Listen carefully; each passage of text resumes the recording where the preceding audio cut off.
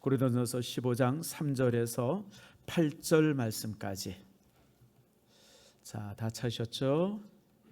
3절에서 8절 말씀을 교독합니다. 내가 받은 것을 먼저 너희에게 전하노니 이는 성경대로 그리스도께서 우리 죄를 위하여 죽으시고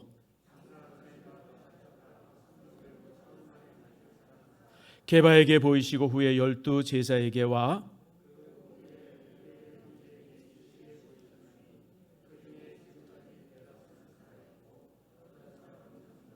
그 후에 야고보에게 보이셨으며 그 후에 모든 사도에게와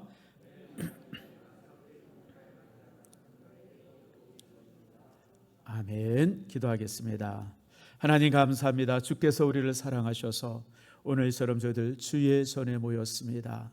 코로나 바이러스로 인해서 온 세계가 이렇게 어려움 당하고 있고, 특별히 아버지 하나님 선진국에서 유럽 국가들에서는 수없이 많은 사망자들이 발생하는 이때에 우리들에게 오늘 이처럼 함께 모여서 예배할 수 있는 은혜 허락하심을 감사함을 드립니다. 그동안 우리나라가 교회가 수없이 많이 아버지 힘들고 어려웠지만 그래도 아버지 그 고비를 넘기고 이처럼 우리가 함께 예배합니다. 지금 이 시간에 우리가 함께 예배하든지 아니면 가정에서 예배하는 성도들 위해 하나님께서 크고 놀라운 복으로 함께 주시옵소서. 저들이 가정에서 예배하며 매일 성경을 읽으며 또 암송하며 아버지 시간을 보낼 때 아버지 하나님께서 넘치는 은혜로 저들을 지키워 주시옵소서. 오늘 이 시간 말씀을 함께 나눕니다. 모든 말씀이 우리에게 힘이 되게 하시고 모든 말씀이 우리에게 능력이 되게 하시며 말씀을 들을 때에 치유의 역사가 일어나게 하시고 말씀을 들을 때에 이 땅에 놀라운 회복의 역사가 있도록 주여 인도해 주시옵소서. 감사드리고 예수님의 이름으로 기도드립니다. 아멘. 오늘 이 시간은 참으로 복되고 아름다운 시간입니다. 여러분, 예수님께서 바로 오늘 새벽에 부활하셨습니다. 부활하셔서 이제 이렇게 여인들에게 나타나시고 또 부활하셔서 또 이제 주께서 놀라운 일들을 이루신 축복의 날이 오늘입니다. 오늘 이처럼 이곳에서 여러분들과 함께 예배드리게 되어짐에 너무 감사함을 드립니다. 하나님의 아들이었던 예수님은 고향 사람들에게는 목수의 아들이라고 배척을 받았습니다. 집권자들, 다시 말하면 이 권력을 가진 사람들에게는 반역자라고 미움을 받았고요. 또 이제 종교가들에게는 시기를 받아서 결국 십자가에 못 박혀 죽으셨습니다. 그들은 예수를 이제 십자가에 죽이고 그 다음에 이제 돌 무덤에 묻고 나서 이제 우리가 쉽게 처단했다고 손을 털면서 안심을 했습니다. 그러나 예수님은 어두운 무덤을 헤치고 오늘 새벽에 살아나셨습니다. 그리스도는 죽음에 의한 패배자가 아니라 그의 약속대로 그의 능력으로 다시 이제 살아나셨습니다. 그래서 예수님께서는 부활의 첫 열매요 승리자가 되신 겁니다. 그래서 여러분, 이 부활절 아침은 바로 이제 소망의 아침이고 영광의 아침이고 회복의 아침이고 죽음을 깨고 일어선 축복의 아침임을 여러분 이제 기억하시길 바랍니다. 수없이 많은 종교들이 이제 자신의 교주의 무덤을 자랑합니다. 저는 아직 가보지는 못했는데 중국의 제부라고 하는 곳이 있죠. 산동성에 이제 거기에 가보면 이제 공자의 무덤이 있답니다. 근데 진짜 공자 무덤 앞에는요 비석이 세워져 있는데 비석에 아무것도 써있지 않던 그냥 이렇게 판판한 비석이 있대요. 그 왜 그런지 아세요? 공자 앞에서 못 쓰면 안 된다. 문자 쓰면 안 된다. 그래서 근데 그게 진짜 이게 진짜인지 아닌지 모르겠어요. 내가 꼭 가서 한번 좀 확인해 보려고 그러는데 근데 그렇다 자기가 봤다 그래요. 제가 아는 목사입니다. 자기가 가서 봤는데 공자 무덤 앞에서 갔는데 진짜 비석이 아무것도 안 써 있다는 거예요. 그 공자 앞에서 문자 쓰면 안 된다 그래서 그게 진짜인가? 여러분, 우리나라의 절에 가서 보면 절 중에 아주 유명한 절이 있어요. 양산의 통도사 같은 절들. 거기는 이제 석가모니의 진신사리, 석가모니의 진짜 사리를 이렇게 모셔놨다. 그래가지고 아무튼 그 통도사가 굉장히 유명하고 아주 우리나라에서 이제 몇 대 보찰이다 이런 식으로 이제 이름을 받습니다. 그래서 많은 사람들이 그곳에 가가지고 이렇게 그러죠. 근데 한번 물어봅시다. 교주의 썩은 시체가, 교주의 무덤이, 여러분 그게 무슨 영광이에요? 산더미 같이 무덤을 만들고 아마 세계에 흩어진 석가모니의 사리를 다 모으면 덤프 트럭으로 몇 대 된다 그래요. 여러분 너무 우습죠? 죽은 사람은 요만한데 그 속에서 나온 사리가 트럭으로 몇 트럭이 된답니다. 그 뭐 이것저것 갖다가 다 살이라고 이제 그러는 모양이에요. 그런데 아무튼 여러분들 그것이 무슨 자랑거리가 되어져요? 여러분 종교 철학은 인생의 문제를 해결하는 것이고 여러분 종교는 죽음의 문제를 해결하는 것이 종교인데 여러분 교주조사도 죽음의 문제를 해결하지 못했어요.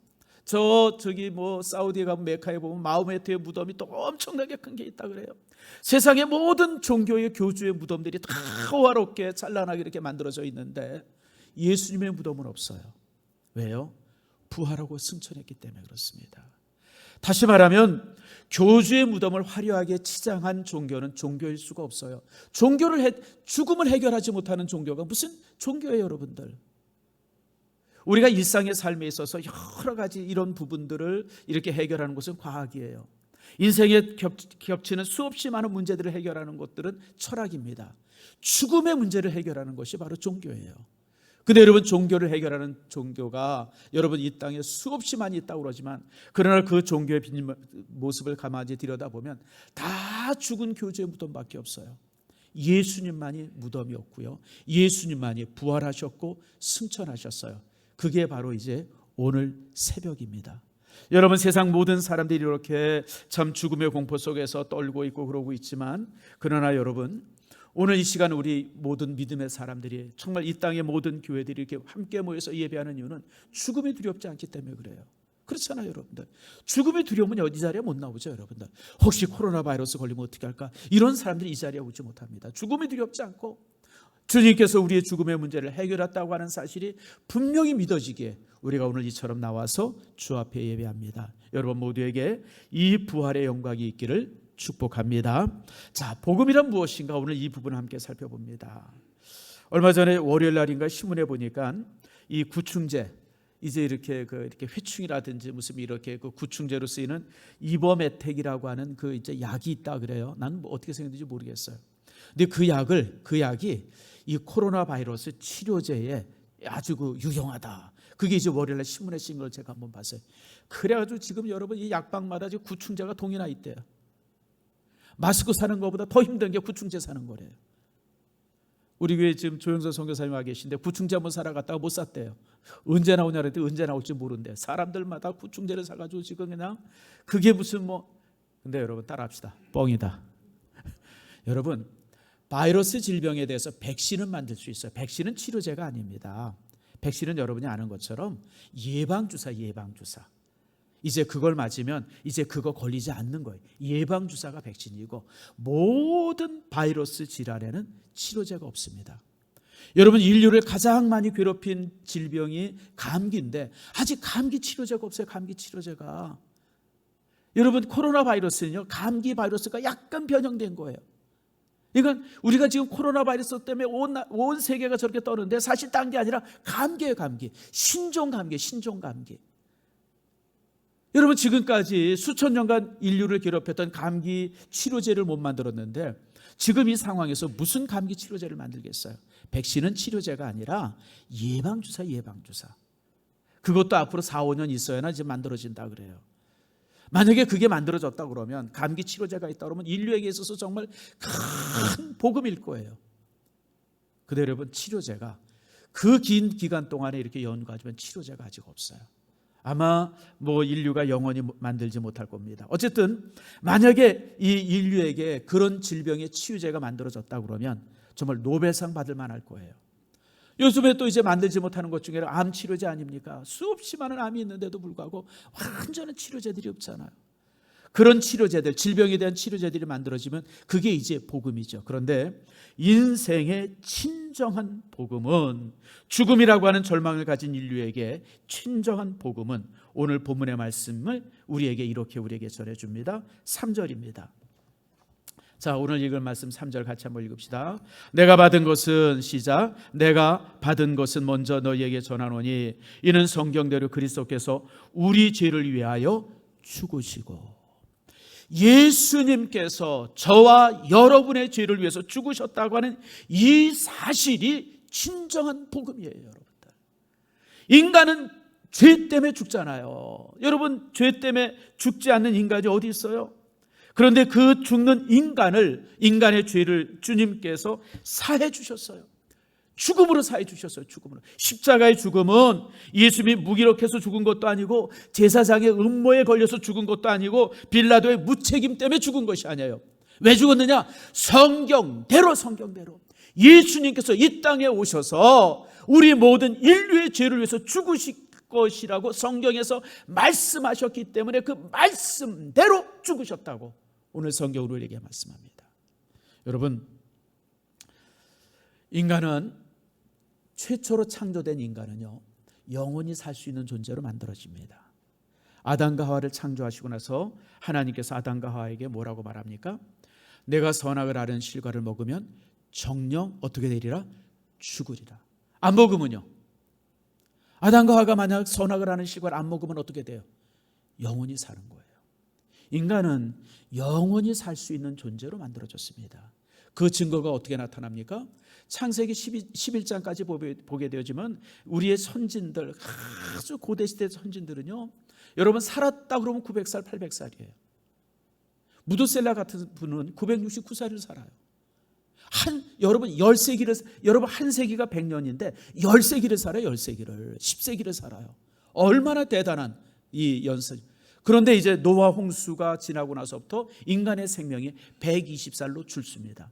그 이전에는 인간이 그렇게 오래 살 수 있었어요. 왜 그래요? 그것이 뭐가 증거가 되는지 아세요? 인간은 영원히 사는 존재로 만들어졌다고 하는 증거가 되어져요. 그런데 범죄 때문에, 죄 때문에 인간이 이제 죽기 시작합니다. 그래서 여러분들 영화 같은 데 보면 강도가 총을 딱 대고 너 죽을래? 그러면 팍 손들어요. 안 죽으려고. 전쟁터에 같은 데서. 그래서 사람은요, 이 죽음이라고 하는 것이 여러분 이 인간의 이 절망이 되어졌어요. 병으로도 죽고요, 사고로도 죽고요, 노환으로도 죽고요. 여러분 이렇게 수없이 많은 사람이 죽는데 사실 인간은 죽지 않을 존재로 만들어졌다고 하는 겁니다. 그게 인간이에요. 그런데 죄가 들어옴으로 인해 가지고 범죄로 인해서 아담과 하와가 선악을 한 실과를 먹음으로 인해서 인간의 수명이, 인간에게 이제 죽음이라고 하는 엄청난 공포가 들이닥친 거예요. 그래서 여러분 죽음이라고 하는 것은 여러분 자연스러운 게 아니에요. 왜 인간이 죽음을 두려워하는지 아세요? 왜 인간이 죽음을 두려워하냐면 죽음이 자연스러운 게 아니에요. 아무리 대단한 신앙인도요, 죽음 앞에 떨게 돼 있어요. 제가 한번 물어봅시다. 진짜인가 아닌가? 천국 가고 싶은 사람 손 들어보세요. 솔직하게 손 들어보세요. 안 가고 싶은 사람 손 들어보세요. 우리 다 천국 가려고 여기 모였어요. 근데 제가 지금 보내드릴 거예요. 지금 가고 싶은 사람 손 들어보세요. 예, 이게 이 사람이에요. 천국은 다 가고 싶은데 지금 가고 싶진 않아요. 왜요? 천국을 몰라서가 아니에요. 천국이 지상보다 훨씬 좋다는 걸 몰라서가 아니에요. 죽음이 두렵기 때문에 그래요. 인간 모두에게 있어서 죽음은 두려운 거예요. 아무리 천국을 소망해도 내가 죽는다고 하는 것 자체는 여러분 결코 자연스러운 게 아니에요. 죽음은 다 두려워하는 거예요. 그래서 죽음은 천국 간다고 하는 사실을 저나 여러분이 다 아는데도 불구하고 죽음 앞에서 우리가 떨게 되어지고 두려워지고 죽음이라고 그러면 우리가 걱정이 생기는 이유는 죽음은 결코 자연스러운 것이 아니기 때문에 그렇습니다. 그래서 여러분들 그런 죽음이 인간에게 들이닥쳤고, 그리고 그 죽음의 문제를 해결하기 위해서, 사망의 문제를 해결하기 위해서, 죄의 문제를 해결하기 위해서 예수님께서 십자가에 죽으신 겁니다. 이사야서 53장 3절 말씀, 유명한 말씀이죠. 그가 찔림은 우리의 허물을 인하며 그가 상함은 우리의 죄악을 인함이라. 그가 징계를 받음으로 우리가 평화를 누리고 그가 채찍에 맞음으로 우리가 나음을 입었도다. 예수님께서 징계받으시고 예수님께서 채찍에 맞음으로 우리의 죄의 문제와 우리의 여러 가지 죽음의 문제가 그 안에서 그 예수님의 고통 속에서 해결이 되어졌다고 하는 거예요. 요한복음 3장 14절에 이렇게 말씀합니다. 모세가 광야에서 뱀을 든 것 같이 인자도 들려야 하느니라. 이는 그를 믿는 자마다 영생을 얻게 하려 함이라. 모세가 이 놋뱀을 만들어 가지고 들었을 때 이제 그 뱀에 물려 가지고 독사에 물려 가지고 막 죽어가는 사람이 그 놋뱀을 보고 살았어요. 여러분 무슨 백신을 맞거나 치료제를 맞거나 무슨 뭐 이렇게 뭐 약을 붙이거나 그래서 산 게 아니에요. 노뱀을 바라보자 그 독에서 치유함을 받은 거예요. 이게 십자가. 우리가 예수님의 십자가를 바라보면, 주님의 십자가를 바라보면 우리의 모든 죄의 문제가 해결되어지고 영생을 가져온다고 선언하십니다. 그래서 요한복음 3장 16절과 17절에 얼마나 유명한 말씀이에요. 하나님의 세상을 이처럼 사랑하사 누구를요? 독생자를 주셨으니 이는 저를 믿는 자마다 멸망치 않고 어떻게 해요? 영생을 얻게 하려 하심이라. 여러분, 주님께서 이처럼 사랑하셨어요. 하나님께서 세상을 이처럼 자기 아들 독생자를 죽이기까지 사랑하셨어요. 이는 왜요? 왜 죽으셨어요? 왜 자기 아들을 죽이셨어요? 그를 믿는 자마다 멸망하지 않고 어떻게 영생을 얻게 하려 하심이라. 이게 바로 십자가의 놀라운 진리입니다. 예수님께서 맞고 찢기신 것은 내 죄를 대신함이고요, 예수님이 피 흘린 것은 나의 사망의 저주를 벗겨주시기 위함입니다. 예수님께서 하나님과 잠깐 끊어진 것은 나와 하나님을 영원히 있게 하시려고 주께서 그렇게 하신 겁니다. 그러므로 오늘 3절 말씀, 예수님께서 성경대로 죽으셨어요. 그런데 거기서 끝나지 않죠. 4절에 놀라운 말씀이 있습니다. 자, 4절 말씀 같이 한번 읽어봅시다. 시작. 장사 지낸 바 되셨다가 성경대로 사흘 만에 다시 살아나사. 다시 살아나셨어요. 무엇대로요? 성경대로. 성경에서 말씀하신 대로 예수님께서 사흘 만에 다시 살아나셨어요. 예수님께서 다시 사셨어요. 죽음이 예수님을 죽인 게 아니라 예수님께서 죽음을 죽이셨어요, 여러분들. 그게 예수님의 부활입니다. 여러분, 죽음이 끝이 아니에요. 제사장들은 예수님을 무덤에 묻고 그리고 이제 군인들을 보초 세우고 나서 안심했어요. 그런데 예수님께서 사흘 만에 3일 만에 무덤에 묻힌 지 3일 만에 그 앞에 있는 무덤의 돌을 깨고 주님께서 부활하셨던 겁니다. 예수님께서 죽음을 죽이셨어요. 죽음이 예수님을 죽인 게 아니라 예수님께서 죽음을 죽이셨다고 하는 이 놀라운 사실이 이제 보여지죠. 그랬을 때 예수님께서 부활하셨을 때 예루살렘이 난리가 났어요. 근데 예루살렘만 난리가 난 게 아니라 제자들도 난리가 났어요. 왜냐하면 예수님의 부활을 본 제자들이 있잖아요. 근데 예수님의 부활을 보지 못한 제자들이 있어요. 여러분, 죽은 자가 어떻게 다시 살아납니까? 말이 안 되죠, 여러분. 특별히 여러분, 제자들은 예수께서 십자가에서 죽으시고 무덤에 묻힌 것을 눈으로 목격을 해서 자기가 직접 봤어요. 그 제자들 중에서는 시신을 들고 간 사람도 있었고, 그 제자들 중에서는 죽은 예수님의 시체를 붙들고 운 제자들도 있었을 거예요. 자기들이 눈으로 봤고 분명히 죽은 것을 확인했는데, 아니 그분이 살아났다니. 그 제자들 사이에 그냥 난리가 났어요. 본 사람들 내가 봤다. 그러니까 안 본 사람들은 뭔 소리야, 니들이 본 게 그게 진짜가 아니야. 아마 귀신 봤을 거야. 그것을 제일 많이 얘기했던 사람이 누구냐면 도마입니다. 도마는 여러분들 같이 똑똑한 사람이에요. 베드로가 봤다 그러고 요한이 봤다 그러고 마리아가 봤다 그러고 엠마로 같은 제자들이 봤다 그러고 또 이제 제자들이 이렇게 모여서 웅성웅성인데 그 가운데 예수님이 나타났어요. 그들을 향해서 너희들이 평안하라, 그리고 성령 받으라. 그리고 예수님이 호련히 또 사라졌어요. 그러고 나서 이제 도마가 왔거든요. 뭔 일이야, 무슨 일이 있었어? 우리가 살아나신 예수님. 야라 이 바보들아, 살아난 게 아니라 니들 예수님 귀신 본 거예요. 귀신 본 거. 살아나긴 어떻게 살아나? 죽은 사람이 어떻게 살아나? 귀신 본 거야. 그러니까 니들이 진짜 봤다 그러면 예수님의 상처난 손을 한번 만져봐. 진짜 손인가 아닌가? 진짜 만져봐. 그래야 그게 확인되는 거지. 니들 귀신 보고 지금 놀란 거야. 그러고 난데 8일 후에 예수님이 또 그들 가운데 나타났어요. 그리고 도마를 향해서 말하자. 도마야, 와서 만져봐라. 도마가 혼비백산했어요. 그리고 뭐라 그럽니까?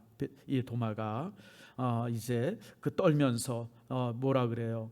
그 이제 그 나의 주시오, 나의 하나님이십니다. 그러면서 그 앞에 있을 때 만져보게 하신 이후에 예수께서 뭐라 그럽니까? 너는 본고로 믿느냐? 보지 않고 믿는 자가 더 복되도다. 참 여러분, 이 말씀이 놀라운 말씀이에요. 눈으로 본 것을 믿는 것과 보지 않고 믿는 것의 차이가 뭘까요? 눈으로 보고 믿는 것은 내 지식으로 믿는 거예요. 내가 인지된 지식으로 믿는 거예요. 내 머리로 믿는 거예요. 내가 이렇게 확인해서 믿는 거예요. 그런데 보지 않고 믿는 건 뭘까요? 어떻게 우리가 보지 않고 믿을 수 있어요? 그게 바로 성령의 역사입니다. 누구도 성령이 역사하지 아니하면 성령이 아니고는 예수를 주라 고백할 수가 없어요. 우리 모두가 예수를 본 일이 없어요. 부활한 예수님을 본 일이 없고 아무것도 본 일이 없는데 우리가 지금 예수님의 살아난 것을 생생하게 우리가 믿어요. 왜 믿어요? 성령이 내 안에 역사하기 때문에 그래요. 내 안에 성령이 감동을 주시기 때문에. 그러므로 고린도 교인들을 향해서 너희들이 지금 보지 않고 믿지 않느냐, 너희들이 도마처럼 보고 믿은 사람보다 훨씬 위대하다. 그런데 증인들이 있다. 보고 믿은 사람들이 지금도 허다하게 많이 있다. 수없이 많은 증인들이 있다. 그리고 나도 봤다. 나도 다메섹 도상에서 그 길에서 부활한 예수님을 만났고, 그리고 그 속에서 내가 이제 핍박자가 되었다가 내가 이처럼 전하는 자가 되었다라고 하면서 이제 바울이 그들을 향해서 이렇게 증언하고 있어요. 여러분, 증거 중에 가장 무서운 증거가 뭔지 아십니까? 내가 봤다는 겁니다. 무슨 소리야? 내가 확인했는데. 자, 그런데 이제 여기에 이렇게 믿음 속에 조금 이제 또 하나의 우리가 살펴볼 부분들이 있어요. 그래서 15장 말씀을 쭉 이렇게 읽어보면, 그러면서 이제 12절 말씀부터 쭉 보면 고린도 교인들이 또 하나의 의심들을 가지고 있었어요. 그게 도마와 같은 의심입니다. 뭐냐면 고린도라고 하는 도시는 아테나 바로 밑에 있었어요. 아테나. 근데 여러분 잘 아는 것처럼 아테나는 철학의 도시 아닙니까? 그 아테나에서 철학을 한 사람이 소크라테스고 플라톤이고 아리스토텔레스예요. 사실은 여러분, 플라톤 철학의 서양 철학의 모든 것의 중심입니다. 사실은 이 소크라테스는 한자의 글도 쓰지 않아요. 우리가 소크라테스를 어떻게 아냐면 플라톤이 쓴 책을 통해서 소크라테스를 알아요. 그러니까 이제 플라톤이 소크라테스 이렇게 썼는데 그 소크라테스가 했다고 하는 말이 수없이 많은데 이게 진짜 소크라테스가 한 말인지 아니면 플라톤의 말인지 학자들 간에 그게 굉장히 많이 이제 이렇게 헛갈려요. 어쨌든 이제 그래서 이제 소크라테스를 이제 철학의 어떤 효시라고 생각하지만 서양의 철학의 태두가 여러분 플라톤입니다. 플라톤이 아주 놀라운 얘기를 해요. 사실 이제 플라톤이 이제 그 자기 스승의 죽음을 보지 않습니까? 20대 청년 때 자신의 스승의 죽음을 보게 되어져요. 그러면서 이제 저가 가졌던 철학이 뭐냐면 이데아론입니다. 이데아론이라는 건 뭐냐면 저 천상에 실제가 있고 우리 지상에서 보는 이 수없이 많은 것들은 그림자들이다. 자, 여기에 철쭉이 폈어요. 이 철쭉이 실제가 아니라는 거예요. 진짜 철쭉은 저 천상에 진짜 철쭉이 있고 이 지상에 보이는 이런 모든 것들은 진짜 실상의 그림자들이다. 이건 그림자들이다. 그래서 이 땅에 있는 수없이 많은 수많은 사물들은 다 그림자들이다. 그렇게 해서 이제 이 소크라테스는 세상을 둘로 나눠요. 어떻게 나눕니까? 영적인 세계와 또 하나는요, 육적인 세계. 그리고 이 영적인 세계는 다 선한 것이고 육적인 세계는 다 좀 악한 것이다. 그래서 이제 서양 철학의 이분법이 여기서 시작이 되어집니다. 그래서 서양의 철학, 유럽의 철학이 플라톤 이후에 2500년간 유럽의 철학을 지배한 것이 이원론입니다. 영과 육, 선과 악, 이렇게 항상 둘로 구분되어지는 것이 사실 이제 플라톤의 철학에서 되어져요. 그러니까 플라톤의 그 사상이 이제 이 그리스 아테나를 중심으로 해서 쫙 주변에 퍼졌어요. 그게 여러분 이게 이제 영지주의라고 그러고, 그리고 이제 이 철학이 이제 유럽을 지배하죠. 근데 그 철학을 그대로 누가 이어받으면 고린도에도 그 철학이 그대로 있어요. 그러니까 고린도 교인들은 어떻게 생각하냐면 부활하신 예수님은 이런 육체일 수 없다. 왜냐하면 육체는 악한 거니까. 악한 걸로 어떻게 부활이 되느냐. 예수님은 영으로 부활하신 것이다. 영은 선한 거니까. 이런 이분법에 의해 가지고 고린도 교회 교인들도 도마와 똑같은 질문을 하고 있었어요. 예수님은 실제 육신으로 부활한 것이 아니라 무엇으로 부활했다? 영으로 부활했다. 이게 이제 영주주의고요. 사실 유럽은요, 이 영지주의에 의해 가지고 초대교회 때 영주주의 이단으로 인해 가지고 초대교회 때 굉장히 교회가 이 이단으로 해서 힘들었어요. 그게 수백 년간 싸움이 있었습니다. 갈등이 있었어요, 교회 내. 근데 그 원인은 플라톤의 이데아론 때문에 그렇습니다. 그래서 여러분들 그래서 우리가 요즘에 유럽의 철학이 이 동양의 철학을 배우려고 그런다. 이게 19세기, 20세기 들어서서 그런 흐름이 있다는 얘기를 여러분들이 종종 들을 거예요. 뭔 소린가? 나도 옛날에 그게 뭔 소리인 줄 몰랐어요. 근데 이게 딴 게 아니에요. 이 유럽의 철학이라는 건 항상 이분법이에요. 둘로 나눠요. 중간에 회색이 없어요. 영과 육, 선한 거, 악한 거. 근데 동양의 철학은 어때요? 동양의 철학은 영과 육을 나누지 않습니다. 다 통합해요. 그러니까 유럽 사람들이 2000년간 이런 때 이분법 철학 속에서 쭉 살아오다가 그러면서 겪는 것이 뭘 겪어요? 1차 세계대전, 2차 세계대전 겪고 또 여러 가지 철학적으로 혼란스러움을 겪으면서 이게 이 유럽 철학의 한계가 이거다. 이 이분법의 한계구나. 근데 이것을 어떻게 극복해야 되나? 아시아의 철학은 이론론적이거든요. 그래서 그런 속에서 우리가 이렇게 뭔가 배워보자. 뭐 이런 흐름들이 유럽에 19세기부터 있었던 게 원인이 그렇습니다. 어쨌든 여러분들 그것은 사설이고요. 중요한 것이 이런 이원론이 아테나도 있었고 그 다음에 고린도에도 있어요. 그러니까 고린도 교인들이 어떻게 생각하냐면 그래도 예수님이 육신으로 부활했겠나. 예수님이 육신으로 부활하면 악한 건데. 예수님이 영적으로 부활했어. 뭐 이런 식으로 그들이 믿기 시작했습니다. 그랬을 때 여러분 오늘 사도 바울이 12절부터 그 부분을 변증을 합니다. 자, 여러분 한번 물어봅시다. 영은 실체가 없어요. 여러분 영이 실체가 없잖아요. 영은 만져지지 않잖아요. 영은 만져지질 않아요. 도마도 그래서 내가 예수님의 못 박힌 손을 만져보고 이 상처를 이렇게 직접 만져봐야 믿겠다고 얘기한 게 영은 실체가 없기 때문에, 실체가 만져지지 않기 때문에 그런 거예요. 근데 여러분 도마가 만져봐야 안 만져봐요? 만져보잖아요.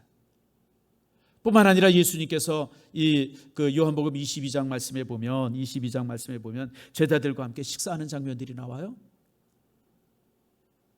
그때 예수님께서 제자들을 부르면서 석쇠에다가 이 불을 펴놓고 고기도 굽고 떡도 구우셨어요.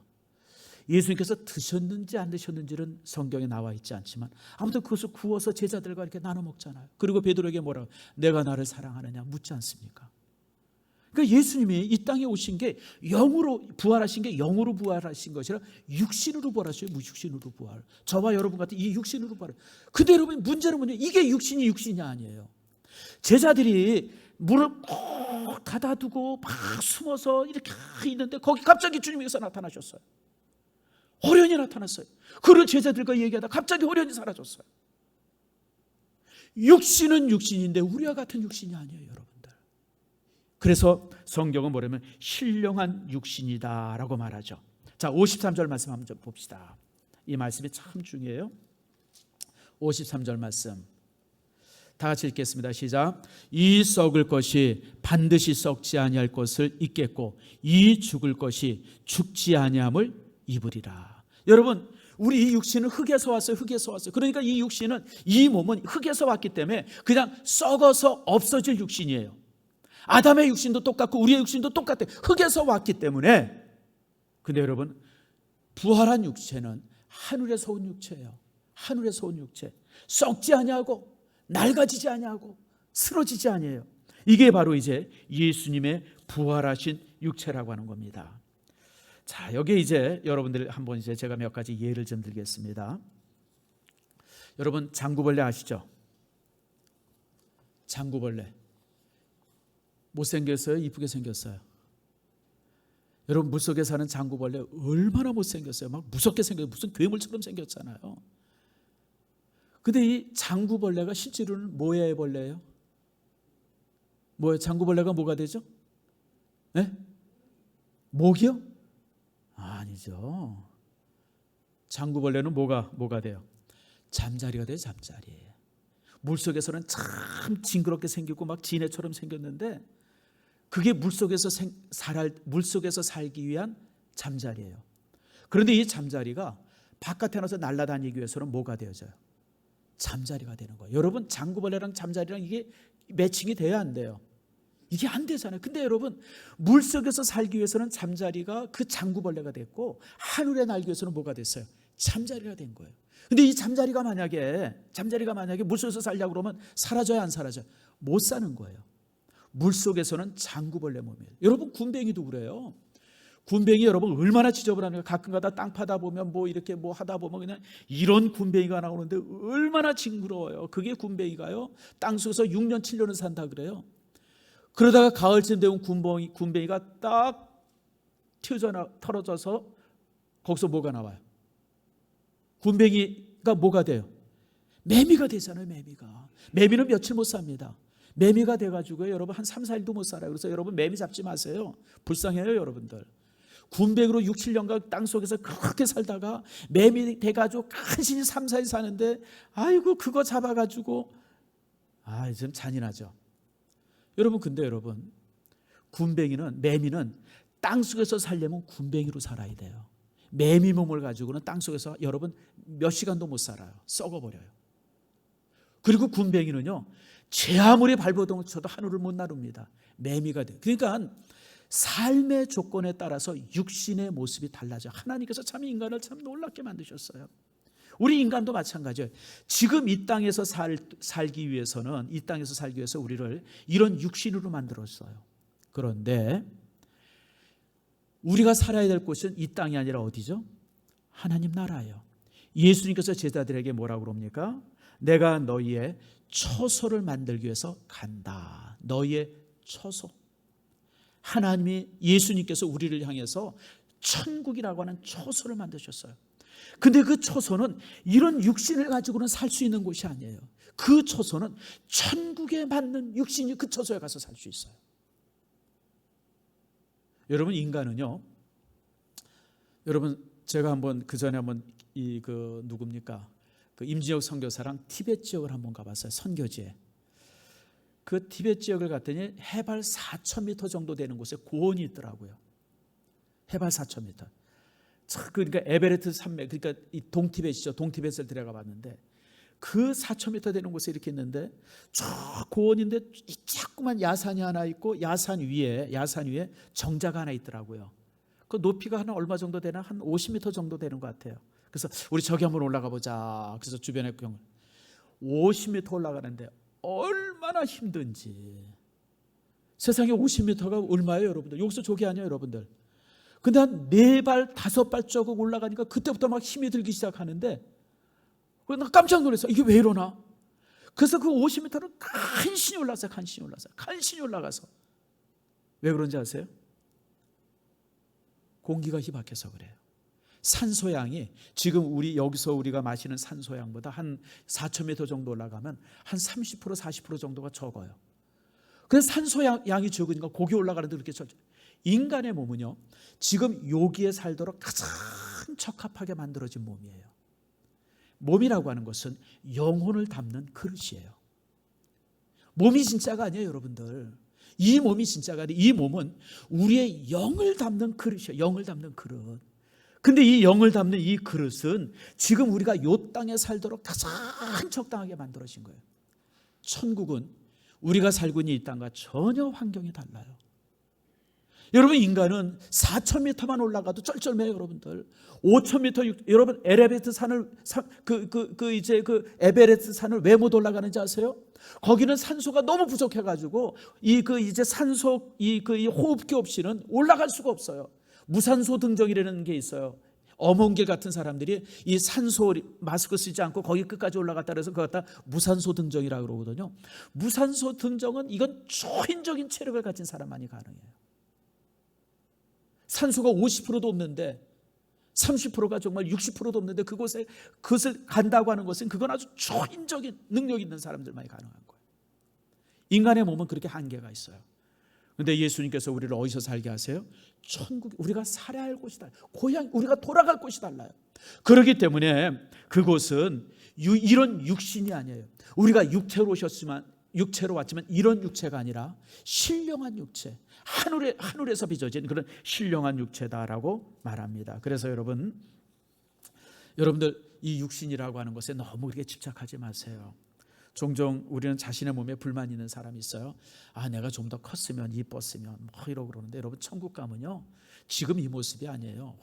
완전한 새로운 신령한 모습이 되어집니다. 남자들은 최소한 다 장동건이고요. 여자는 최소한 다 고소영점 될 겁니다. 지금 이 육신 가지고, 이 땅에서 사는 이 육신 가지고 여러분들 자랑하고 무슨 뭐 된 것 같이, 천국 가면요 우리의 모습이 신령한 모습이에요. 그러면 여러분들 참으로 우리가 이렇게 신령한 모습으로 부활하고 예수님이 신령한 모습으로 부활한 것처럼 우리도 그처럼 부활한다라고 하는 사실을 여러분 기억하세요. 그래서 요한복음 6장 54절 말씀에 예수님은 유명한 말씀하시죠. 내 살을 먹고 내 피를 마시는 자는 영생을 가졌고 마지막 날엔 내가 그를 다시 살리리니 내 살은 참된 양식이요 참된 음료로다. 성찬에 참여한 사람들, 예수를 그리스도로 믿는 사람들은 주께서 다시 살게 하세요. 그래서 신령한 육신을 가지고 하나님 나라에서 영원히 살도록 우리에게 허락하신 겁니다. 그런데 여러분 계시록 22장 15절 말씀에 보면 이렇게 말씀합니다. 개들과 점술가들과 음행하는 자들과 살인자들과 우상 숭배자들과 및 거짓말을 좋아하는 지어내는 자는 다 성 밖에 있으리라. 개들은 뭘 말하죠? 이단들을 말합니다. 신천지나 안사론 같은 이단들을 성경은 개라고 표현합니다. 개들과 점술가들과 무당들, 이런 것들, 점술가들, 음행하는 자들, 살인자들, 여러분 수없이 많이 타락한 사람들, 우상 숭배자들, 거짓 종교 섬기는 사람들, 거짓말 지어내는 자들, 그들은 다 성 밖에 있어. 천국이라고 하는 성에 들어오지 못, 성 밖에 있어. 성 밖에 있다고 하는 것은 성문 앞에서 서성거리고 있다는 게 아니에요. 성 밖은 어디냐면 지옥입니다.